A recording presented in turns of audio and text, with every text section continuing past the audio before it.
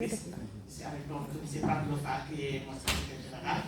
Et je salue donc tout le monde, la présidente de la CDB, le président de l'OPUSF, le secrétaire exécutif de l'OPUSF, le président de l'APSFD, et aussi notre voisin, les panélistes, les étudiants, les associations de consommateurs.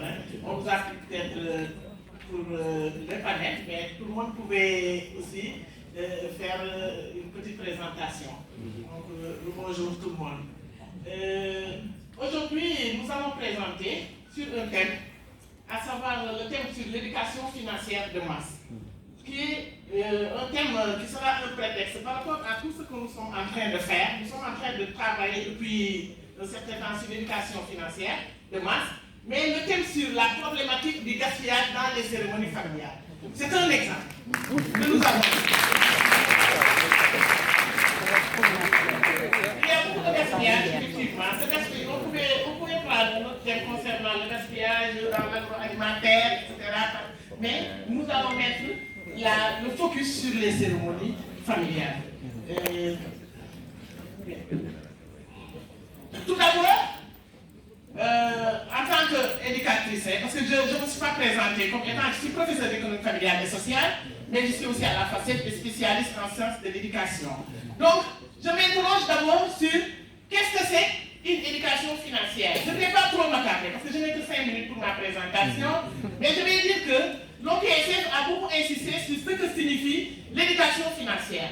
Donc, l'éducation financière, ça c'est une définition de l'OCDE. Par rapport à cette définition, je ne vais pas trop m'attarder, mais nous allons retenir que c'est un processus par lequel un individu améliore sa connaissance des produits, des concepts et risques financiers et acquiert au moyen d'une information, d'un enseignement et d'un conseil objectif les compétences et la confiance nécessaires pour, le reste, prendre des initiatives efficaces pour améliorer son bien-être financier. C'est ça la conclusion. L'amélioration de son bien-être financier. Mais on va se rendre compte, pour améliorer son bien-être financier, donc, quel gaspillage? Parce qu'on ne peut pas dire améliorer son bien-être financier sans pour autant parler d'économie. On ne peut pas améliorer son bien-être financier. Et il y a des gaspillages qui se passent dans nos cérémonies. Au cœur de ce slide, vous voyez, ce gaspillage-là est surtout causé par une démonstration de puissance financière. Chacun veut montrer qu'il peut. Je vais gaspiller, je vais faire ceci. De prestige. Noblesse oblige. Par exemple,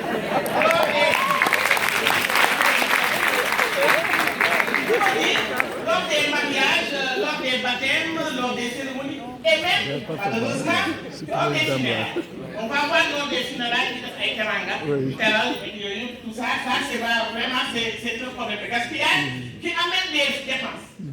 Ces dépenses, depuis là, on est en train de parler d'assurance, d'économie, de machin, et tout ça, les banques, les instituts. Mais tout ce que les gens paient, c'est pour faire des dépenses folles, des dépenses excessives, des dépenses inappropriées, et enfin, toutes ces dépenses vont être donc des dépenses inutiles. C'est des dépenses inutiles. On ne dit pas qu'il ne faut pas fêter. Ça, je ne vais jamais le dire, parce que moi-même, je fête. Donc, quand il y a une cérémonie, mais il faut faire des dépenses appropriées, le contraire de inapproprié. Voilà. Pourquoi ces dépenses? Quelles en sont les causes maintenant? Bon, je me suis aventuré pendant ces 2 jours, 3 jours, pour poser des questions à certaines personnes qui m'ont dit c'est un complexe d'infériorité pour certains, mais de supériorité pour d'autres. Et c'est dû à de l'argent qui a été très souvent mal ou facilement acquis. Quand on a de l'argent facilement acquis, on peut le dépenser sans compter, pas comme nous. Donc, certains vont parler carrément de folie des grandeurs. Et d'autres ont parlé du goût du palais et aussi d'une certaine faiblesse. Parce que chacun veut dire, ah si je ne le fais pas. Je suis dans. Mon voisin avait fait l'autre jour, donc moi aussi je dois faire plus que l'autre, sinon vraiment on va dire que je ne peux pas et je ne suis pas capable. Et ça c'est un problème au niveau du Sénégal. Maintenant, quelles en sont les conséquences? Les conséquences du gaspillage vont apporter un problème. On ne peut pas atteindre les objectifs de développement durable. Les ODD 2030, c'est bientôt, hein. Nous sommes bientôt à 2020, 2030 c'est pour bientôt. Mais nous ne pouvons pas les atteindre parce qu'il y aura des graves impacts environnementaux, économiques et sociaux. Et aussi les échecs des entreprises. Si vous, en tant qu'institution de microfinance ou bien en tant que banque, vous prêtez de l'argent à des clients, c'est pas pour faire des entreprises et ensuite ils vont tout dépenser. Donc il y aura des échecs pour les entreprises d'initiative privée. Et les crédits seront mal utilisés. Et ça, c'est un problème. Et cela va entraîner l'endettement, le surendettement et à la longue, la privation de liberté.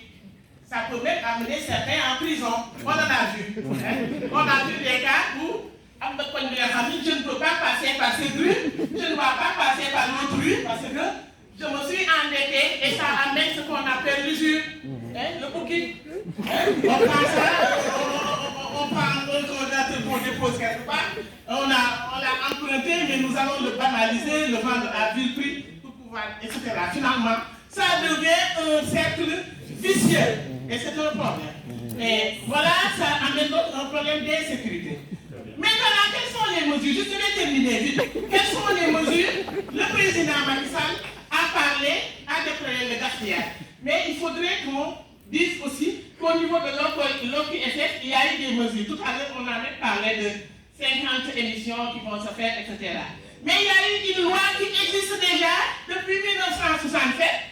Mais cette loi de 1967 n'a jamais été appliquée. Je vais passer sur la loi, mais normalement, s'il y a des dépenses excessives ou bien du gaspillage lors des festivités, il faudrait que les populations dénoncent au niveau de l'agent, au niveau de la police judiciaire. Mais ça n'a jamais été appliqué. Et donc, quel défi? Je vais terminer par les défis. Il faut donc un enseignement d'éducation budgétaire depuis le préscolaire. Moi, je ne vous pourrais pas, chers étudiants, qu'on vous attende, d'abord qu'on attende que vous ayez un certain âge pour démarrer cette éducation. Il faut le démarrer à la racine, depuis le préscolaire, le primaire. Et ensuite, accompagnement et sensibilisation de certains clients qui sont en situation de fragilité bancaire et l'application de la loi contre le gaspillage. Bon. Pour terminer, l'action des associations de consommateurs vont porter surtout sur la formation de leurs points focaux, sur des campagnes, sur appuyer les populations, etc. Bon.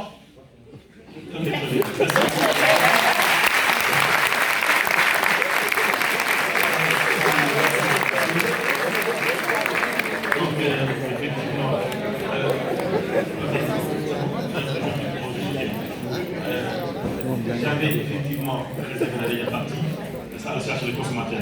Et bien, c'était pas le vecteur qui doit apporter quand même la communication. Et je pense que vous vous êtes montré capable de le faire. Et je vous confirme ce que le président du QSF vient de me dire. Il va vous porter d'office maintenant dans son équipe de communication. N'est-ce pas, pour permettre de faire l'éducation.